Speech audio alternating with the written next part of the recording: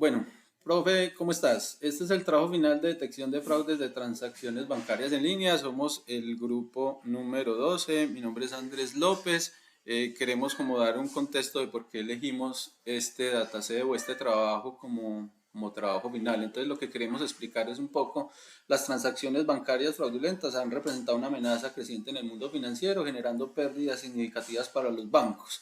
Esto lo que nos motivó es que queremos generarle valor a este dataset o al modelo que nos permita hacer esa detección. Para ello entonces escogimos un conjunto de datos que tenga información sobre los fraudes de pagos en líneas.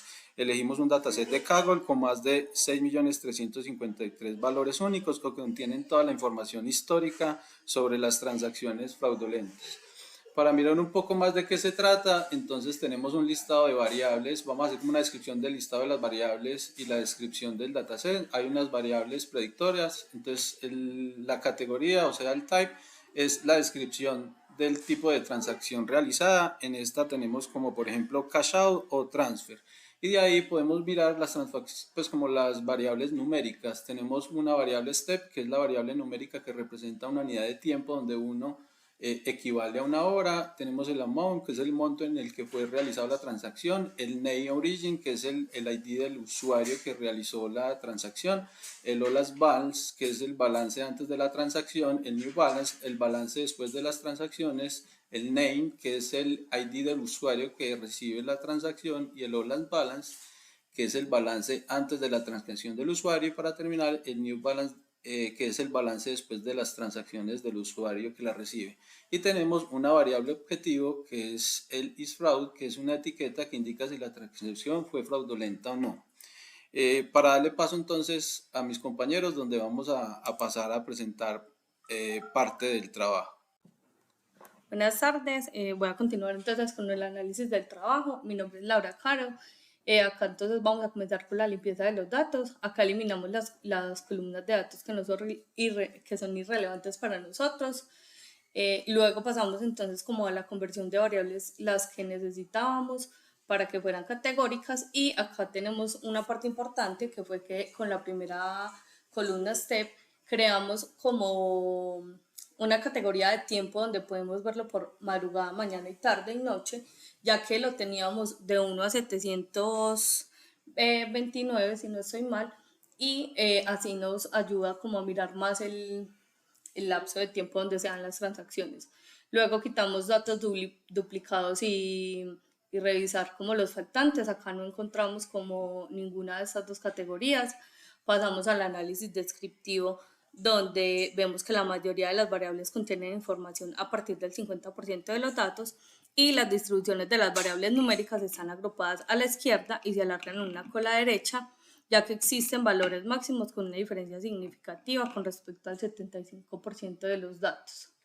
Ya acá entonces miramos más o menos la distribución de las variables categóricas. Vemos que debit no tiene casi datos y que cash out y payment son como las más grandes.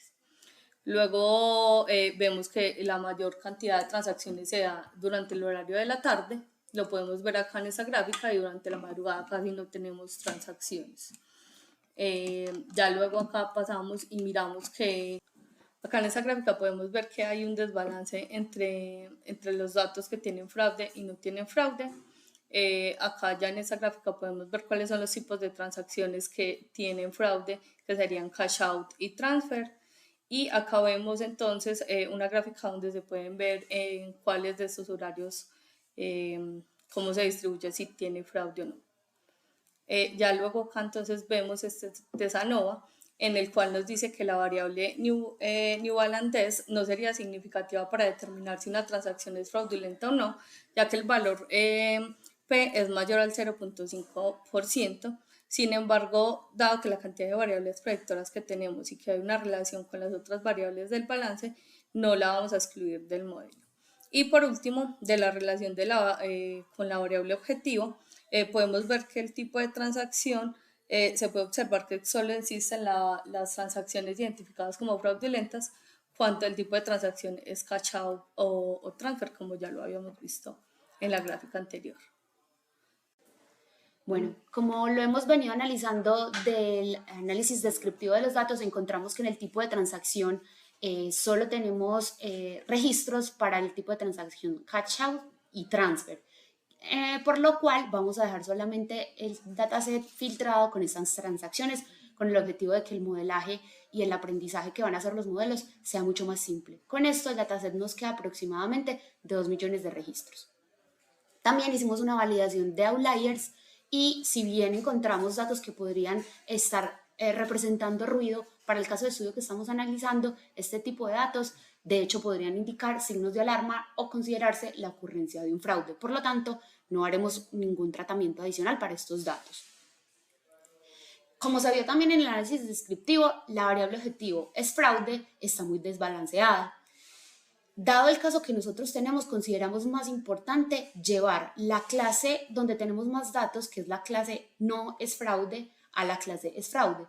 Quiere decir que vamos a realizar una técnica de submuestreo, en la que vamos a llevar la clase mayor a la clase menor. Y con esto vamos a tener un dataset de aproximadamente 16.426 registros. Posteriormente venimos con la transformación de las variables, donde vamos a hacer una estandarización con un min-max scaler para las variables numéricas y un one-hot encoder para las variables categóricas. La variable objetivo no se considera necesario hacerle ninguna transformación porque ya es una variable categórica binaria. Posteriormente en el modelado vamos a utilizar inicialmente la validación cruzada para poder evaluar el performance de los modelos. En este caso estamos evaluando o poniendo a competir, por así decirlo, un random forest, un árbol de decisión, un super vector machine y un KNN. La idea de poder hacer la evaluación de estos modelos es a través de las medidas de accuracy, F1 y recall, evaluar cuál modelo está obteniendo mejores resultados, con lo que obtuvimos que los mejores modelos que tenemos en las tres métricas son el random forest y el árbol de decisión. Como hemos mencionado anteriormente, para el caso que se está analizando es menos costoso si una transacción que no es fraude se clasifica como fraude que el caso contrario. En este caso, como las clases están balanceadas, consideramos pertinente mantener un equilibrio entre el recall y la precisión, por lo que para la optimización de hiperparámetros vamos a utilizar la métrica F1 Score. Digamos que la primera corrida de optimización de hiperparámetros la hicimos con el modelo Random Forest, que fue uno de los que tuvo mejores resultados en la corrida inicial. Utilizamos dos criterios, hicimos un número de estimaciones de 100 a 300 y el criterio Gini y Entropy. Cuando nos vamos a ver los resultados del mejor estimador para este modelo, encontramos una matriz de confusión con unos resultados muy importantes en los verdaderos positivos y en los falsos negativos, minimizando mucho los errores que se puedan presentar. Este resultado, como lo vemos, se soporta en la matriz, en el reporte de clasificación, donde se muestran que todas las métricas están por encima de un 98%. También tratamos de revisar si había un posible sobreajuste y encontramos que, según la gráfica del Learning Curve, encontramos que el modelo digamos, tiene un buen rendimiento, tanto en el conjunto de entrenamiento como en el conjunto de prueba. El score es alto y similar para ambos conjuntos, lo que indica que este modelo está bien ajustado y no sufre de subajuste ni sobreajuste. El segundo modelo fue un árbol de decisión, el cual lo corrimos con el splitter Bessey Random y el criterio Gini, Entropy y Log Loss. Lógicamente, y se me había pasado a decir, en el modelo anterior utilizamos validación cruzada con 5 grupos. En este caso, el mejor modelo maximiza el resultado, incluso supera el resultado que obtuvimos en el Random Forest, con métricas por encima del 99% para la precisión, el recall y el score. Bueno, continuando con la selección del mejor modelo, como mencionó el compañero Juan David, ese fue un árbol de decisión. Y para no continuar mirando pues, los resultados del pronóstico desde el notebook, decidimos utilizar la herramienta Power BI para mostrar los resultados. Bueno, haciendo un resumen general, el dataset contaba con 2.770.000 registros de transacciones, los cuales 2.772.000 eran considerados no fraudes y 8.213 como fraudulentas. Gráficamente pues, se ve un desbalanceo obviamente entre las clases, y con eso pues, posteriormente decidimos hacer el pronóstico con el modelo. El resultado fue que se detectaron 2.723.000 transacciones como no fraudes y 47.335 como fraudes. Como resultado, tenemos la matriz de confusión, la cual nos evalúa qué tan acertado fue nuestro modelo. Como verdaderos positivos, quiere decir que el modelo pudo detectar 8.193 transacciones como fraudulentas de las 8.213, es decir, tuvo una asertividad del 99.76%, dejando pasar solamente 20 transacciones como fraudulentas, lo cual consideramos nosotros pues un modelo o una medida muy buena porque pues de tantas transacciones solamente no detectó 20.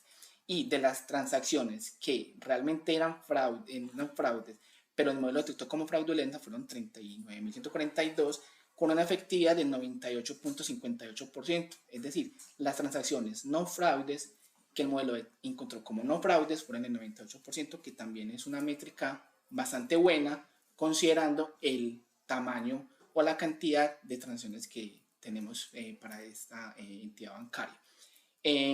Como conclusión podemos decir que a pesar de que sí el modelo detectó bastantes transacciones como fraudes cuando realmente no lo eran, es un precio bueno a pagar para poder, digamos, solucionar el problema de dejar pasar transacciones fraudulentas.